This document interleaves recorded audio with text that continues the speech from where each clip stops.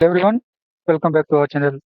आज के इस वीडियो में हम बात करेंगे निफ्टी और बैंक निफ्टी के कुछ इंपॉर्टेंट लेवल्स, इसके हेल्प से हम नेक्स्ट ट्रेड ले सकें और एक अच्छा प्रॉफिट भी बना सकें।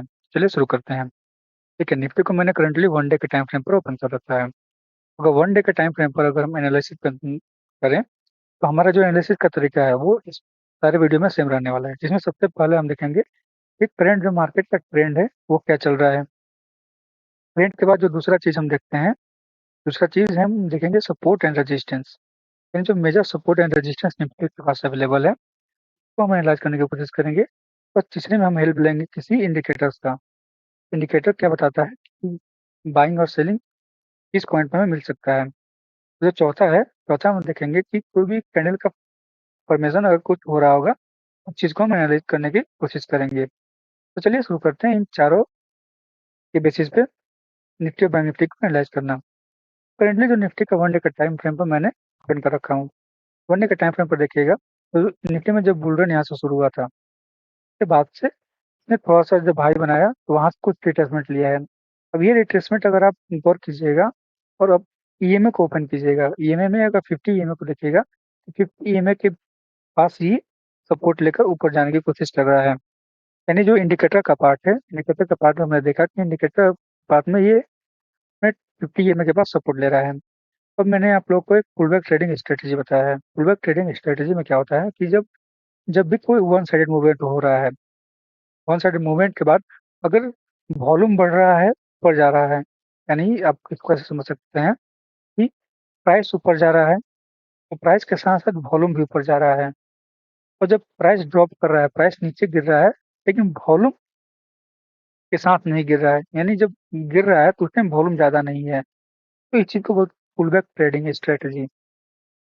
यानी इस एरिया में वॉल्यूम ज़्यादा है और जब ये मार्केट यहाँ से फॉल करना शुरू किया, तो यहाँ का वॉल्यूम, इन दोनों वॉल्यूम का हम कंपैरिज़न देखेंगे, कंपेयर करेंगे। और अगर ये जो फॉल होने वाला वॉल्यूम है, ये वॉल्यूम कम है, इसका मतलब है कि हमें मार्केट में फिर से एक बुल रन देखने को मिल सकता है।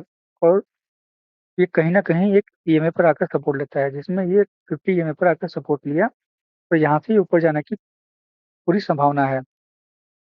तो और अगर हम अभी इसका ट्रेंड देखेंगे, तो ट्रेंड में आपको इसमें एक हायर हाई और हायर लो का फॉर्मेशन होते हुए दिख जाएगा इसमें आपको, कि कंटीन्यूअस मार्केट ऊपर जा रहा था और नीचे आ रहा था। तो अभी इसका जो लो है वो ब्रेक नहीं हुआ है। अगर लो ब्रेक हो जाएगा तो हम समझ लेंगे तो इसका अप ट्रेंड है। ट्रेंड कहीं न कहीं बिखर गया और यहाँ से हमें एक डाउन ट्रेंड मिल सकता है। मैं आप लोग को ये भी बताया हूँ, अगर मार्केट अप ट्रेंड में है और अप ट्रेंड से अगर उसका ट्रेंड कंटिन्यू करना है या फिर डाउन ट्रेंड में आना है, तो उसको सबसे पहले यहाँ पे साइडवेज होना पड़ेगा। तो अभी समझ लीजिए तो यहाँ पे साइडवेज हुआ नहीं है और साइडवेज नहीं हुआ है और यहाँ से 50 ईएमए पे सपोर्ट भी ले रहा है। अगर यहाँ पे साइडवेज हुआ तो साइडवेज के बाद हम आइडेंटिफाई करेंगे कि इसमें क्या वॉल्यूम मिल रहा है या फिर उस टाइम का जो ओपन इंटरेस्ट का डाटा है वो देखकर हम एक प्रेडिक्शन करेंगे कि यहाँ से ऊपर जा सकता है या फिर यहाँ से नीचे आ सकता है। अब हम देखते हैं हम कि मेजर जो सपोर्ट एंड रेजिस्टेंस है वो कहाँ-कहाँ अवेलेबल है निफ्टी के पास, ताकि हमें ट्रेड लेने में एक आसानी मिल सके। सपोर्ट एंड रेजिस्टेंस के लिए हम आ रहे हैं सबसे पहले 1 आवर के टाइम फ्रेम पर। तो 1 आवर के टाइम फ्रेम पर देखेंगे कि हमें मेजर सपोर्ट एंड रेजिस्टेंस कहाँ पे अवेलेबल है, ताकि हमें ट्रेड लेने में आसानी मिले। अगर आप देखिएगा तो ये एरिया जब यहाँ से लो बना, लो वाला एरिया को हम मार्क कर लेंगे क्योंकि ये एक अच्छा नीचे से सपोर्ट का काम करेगा। ये सपोर्ट क्यों बना, इसके पीछे की जानकारी ले लेते हैं। अगर आप देखेंगे तो ये लो बनने के बाद यहाँ से हमें एक बुलिशनेस नज़र आया। यानी यहाँ से कोई ना कोई तो ज़रूर बाइंग कर रहा होगा। पार्टिकुलर इंडेक्स में किसी न किसी की तो बाइंग चल रही होगी, तभी यहाँ से ऊपर गया। और एक चीज़ मैंने आप लोग को और भी बताया है कि जब एक सपोर्ट बनता है, तो थोड़ा-सा पुल बैक आता है। फिर यहाँ से मैंने एक पुल बैक भी देखा। फिर ये इसी रेंज में आकर इस सपोर्ट लेकर ऊपर जा रहा था। तो ये एरिया एक मेजर सपोर्ट का काम करेगा निफ्टी का। निफ्टी में रेजिस्टेंस भी हम देख लेते हैं, रेजिस्टेंस कौन से लेवल पर मिल रहा है हमें। रेजिस्टेंस आपको यहाँ से देखने को मिल सकता है। यहाँ से आप देखेंगे तो यहाँ पे एक सेलिंग प्रेशर में देखने को मिला था।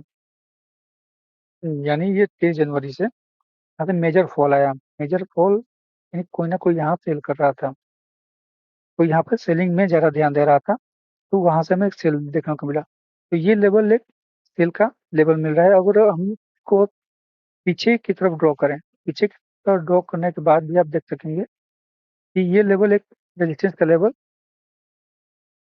क्या कहता है, इस लेवल पे इसको रेजिस्टेंस मिला है। आपने मल्टीपल टाइम्स यहाँ पे रेजिस्टेंस फेस किया है, तो ये रेजिस्टेंस का एक लेवल है जो कि निकल कर आता है समवेयर बिटवीन 21,663 से लेकर 21,749 के बीच का। और उसके ऊपर आप देखेंगे कि यहाँ पर एक गैप भी क्रिएट हुआ है। ये गैप भी एक रेजिस्टेंस का काम करेगा, यानी इसके ऊपर 3 रेजिस्टेंस हमें क्लियरली देखने को मिल रहे हैं निफ्टी के अंदर। तो यहाँ अगर यहाँ से हमें एक बाइंग देखने को मिलेगा, तो जो सबसे पहला टारगेट होगा वो 21,600 का लेवल होगा। वहाँ तक के टारगेट को लेकर हम एक बाइंग शुरू कर सकते हैं। अब आते हैं हम छोटे-छोटे टाइम फ्रेम पर, तो वहाँ से देखने की कोशिश करते हैं कि कौन से लेवल पर हमें एक अच्छा और बाइंग एरिया मिल रहा है। देखिए, जो छोटा-सा यहाँ पे एक हर्डल है, वो निफ्टी के पास इस रेंज में है। ये निकल कर आता है समवेयर बिटवीन 21,455 से लेकर 21,478 के पास। अगर नेक्स्ट डे यानी मंडे को निफ्टी इसके ऊपर या इसके बीच में ओपन होता है, अगर यहाँ पर ओपन होता है और यहाँ पे सपोर्ट ले लेगा, सपोर्ट लेकर हमें 21,600 का लेवल इजीली देखने को मिल जाएगा। और अगर निफ्टी यहीं ओपन होकर यहाँ से एक फॉल शुरू होता है, सबसे पहले हम वेट करेंगे कि एक बार इस लेवल पर रिट्रेस लेकर थोड़ा-सा पुल बैक ले और फिर यहाँ से हमें एक सेलिंग प्रेशर देखने को मिले। तब यानी यही लेवल आपको आइडेंटिफ़ाई करेगा कि बाइंग करना है या फिर हमें सेलिंग करना है। अंडरस्टैंडिंग? तो निफ्टी का तो ये फंडा आपको क्लियर हो गया होगा, कौन से लेवल पे हमें बाइंग करना है और कौन से लेवल पे हमें सेलिंग करना है। इस चीज़ को मैं ये ऐसे मार्क कर देता हूँ अब, गैप अप ओपन हुआ, तो ऊपर जाएगा और जब दोबारा इस रेंज में आएगा, तब हम यहाँ से एक बाइंग करेंगे, यहाँ तक के टारगेट के लिए। और दूसरा कंडीशन है कि अगर ये गैप अप ओपन हुआ, तो सबसे पहले यहाँ पे रेजिस्टेंस फेस किया, तब हम यहाँ से एक सेल करेंगे, यहाँ तक के टारगेट के लिए। और अगर next day market gap down open होता है, गैप डाउन ओपन होने के बाद अगर ये इस रेंज में गैप डाउन ओपन होता है, तो यहाँ से हम बाइंग इनिशिएट करके यहाँ तक के टारगेट को कर सकते हैं, ट्रेल करते हुए प्रॉफिट बुक कर सकते हैं। ये तो रहा निफ्टी का। निफ्टी में मैंने आप लोग ट्रेंड बना दिया, जो मेजर सपोर्ट एंड रेजिस्टेंस है, आप इस चीज़ का स्क्रीनशॉट ले सकते हैं और इंडिकेटर के बेसिस पे भी मैंने आपको बता दिया। अब आते हैं हम बैंक निफ्टी में। बैंक निफ्टी में देखने की कोशिश करते हैं कि हमारे पास क्या पॉसिबिलिटी है और क्या कर सकते हैं हम बैंक निफ्टी में। बैंक निफ्टी में भी मैं आप सबसे पहले 1 डे के टाइम फ्रेम पर आपको ले चलता हूँ। अगर बैंक निफ्टी को आप 1 डे के टाइम फ्रेम पर देखेंगे, तो इसको जो ट्रेंड है, ट्रेंड इसमें भी एक ट्रेंड मिल रहा था। मार्केट यहाँ से ऊपर जा रहा था। ऊपर जाने के बाद इसमें एक डाउनफॉल हमें देखने को मिला, जो कि मेजर डाउनफॉल था। जब ये अपना हाई बनाया, हाई बनाने के बाद से इसमें एक मेजर डाउनफॉल देखने को मिल रहा है। अब देखिए, इसमें जो नीचे का सपोर्ट है, सपोर्ट को आइडेंटिफाई करते हैं। अगर आप सपोर्ट आइडेंटिफाई करने के लिए जाइएगा, तो यहाँ से मार्केट शुरू हुआ था। जब इस डेट से मार्केट में एक हमें अप ट्रेंड देखने को मिला, जब ये पुल बैक लिया। पुल बैक लेकर जब यहाँ से ऊपर जा रहा था, तो इस एरिया में इसने अपने को कंसोलिडेट किया। यानी ये हो गया आपका रैली कैंडल। ये जो ग्रीन कैंडल आप देख रहे हैं, ये हो गया रैली कैंडल। रैली कैंडल के बाद यहाँ पर अपना एक बेस बनाया, और बेस बनाने के बाद फिर से यहाँ पे एक रैली देखने को मिला। ये जो गैप आप देख रहे हैं, ये गैप एक रैली का पार्ट है। यानी यहाँ पे फॉर्मेशन हुआ रैली, बेस बना के फिर से रैली। अंडरस्टैंडिंग? तो ये जो रैली का एरिया है और जो बेस का एरिया है, ये जो बेस का एरिया है, ये बेस का एरिया इसका एक सपोर्ट का काम करेगा। यानी ये सपोर्ट इन द सेंस यहाँ पर डिमांड जोन ज़्यादा क्रिएट हुआ है और रेजिस्टेंस यानी वहाँ पर सप्लाई ज़्यादा क्रिएट हुआ है। तो ये जो बेस बना है, यहाँ पर हमें डिमांड ज़्यादा क्रिएट होते हुए देखा। और आप देख सकते हैं कि ये इसी पॉइंट पर आकर यहाँ से एक हमें, अगर आप लास्ट दिन का मार्केट देखे होंगे, लास्ट दिन का मार्केट पूरा नीचे था, लेकिन बाद में होंगे लास्ट हाफ एन आवर में मार्केट में एक अच्छा रिकवरी देखने को मिला था हमें। ये इसी का नतीजा था, क्योंकि यहाँ पर एक स्ट्रॉन्ग बेस बना था और अगर हम इसके ईएमए की बात करें, तो अगर आप देखेंगे तो ये 200 ईएमए है। जो मैंने अभी आप लोग के सामने ड्रॉप किया, ये 200 ईएमए है। 200 ईएमए को बोलते हैं strong support area. Strong support ये क्रिएट होता है। इसके नीचे मार्केट का जाना, इसका मतलब होता है बियरिश साइन। अगर मार्केट इसके नीचे होल्ड कर लिया 200 ईएमए या फिर 200 ईएमए किसी के पास भी, वहां से एक बियरिश बेयरिश साइन हमें मिलता है कि मार्केट यहाँ से नीचे की तरफ जा सकता है। आप कहीं भी देखिएगा, बैक टिक करके देखिएगा, 200 के नीचे ज़्यादा रुक ही नहीं सकता है मार्केट। यहाँ भी 200 के नीचे है, लेकिन उसके बाद फिर से ये ऊपर चला गया। चलिए कुछ और पीछे चलते हैं, पीछे चल के देख लेते हैं 200 डीएमए के नीचे कितना रुका है। यहाँ भी 200 डीएमए के नीचे आया था मार्केट, लेकिन ज़्यादा दिन रुका नहीं, उसके बाद रिकवरी करके बहुत ऊपर चला गया। ठीक। और भी पीछे आते हैं, जब भी 200 के नीचे गया होगा वहां से एक बेयरिशनेस देखने को मिला होगा आपको। ये देखिए, यहाँ भी 200 डीएमए के पास आया, लेकिन यहाँ से फिर से ऊपर चला गया। इस एरिया में आकर आप देखेंगे तो यहाँ भी 200 डीएमए के नीचे आया है। 200 के ईएमए के नीचे आया है, तब यहाँ से एक मेजर फॉल देखने को मिलेगा आपको। अंडरस्टैंडिंग। 200 का जो ईएमए है वो बहुत स्ट्रॉन्ग सपोर्ट, बहुत स्ट्रॉन्ग रेजिस्टेंस का काम करता है।